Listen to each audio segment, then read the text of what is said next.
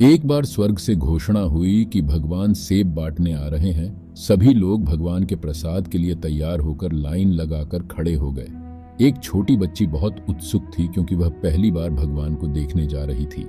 एक बड़े और सुंदर सेब के साथ साथ भगवान के दर्शन की कल्पना से ही खुश थी। अंत में प्रतीक्षा समाप्त हुई।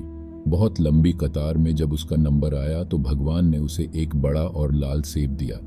लेकिन जैसे ही उसने सेब पकड़कर लाइन से बाहर निकली, उसका सेब हाथ से छूटकर कीचड़ में गिर गया। बच्ची उदास हो गई। अब उसे दोबारा से लाइन में लगना पड़ेगा।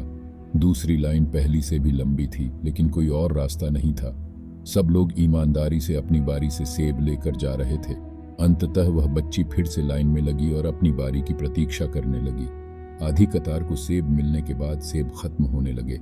अब तो बच्ची बहुत उदास हो गई। उसने सोचा कि उसकी बारी आने तक तो सब सेब खत्म हो जाएंगे, लेकिन वह ये नहीं जानती थी कि भगवान के भंडार कभी खाली नहीं होते। जब तक उसकी बारी आई तो और भी नए सेब आ गए।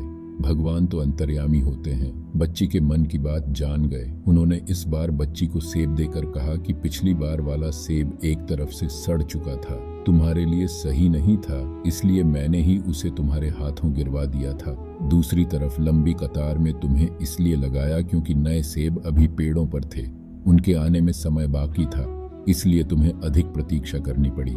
ये सेब अधिक लाल, सुंदर और तुम्हारे लिए उपयुक्त है। भगवान की बात सुनकर बच्ची संतुष्ट हो गई। इसी प्रकार यदि आपके किसी काम में विलंब हो रहा है तो उसे भगवान की इच्छा मानकर स्वीकार करें। जिस प्रकार हम अपने बच्चों को उत्तम से उत्तम देने का प्रयास करते हैं, उसी प्रकार भगवान भी अपने बच्चों को वही देंगे जो उनके लिए उत्तम होगा। ईमानदारी से अपनी बारी की प्रतीक्षा करें और उस परम पिता की कृपा के लिए हर पल हर क्षण उसका गुणगान करें। यदि यह वीडियो पसंद आए तो कमेंट में हरिओम जरूर लिखें। धन्यवाद।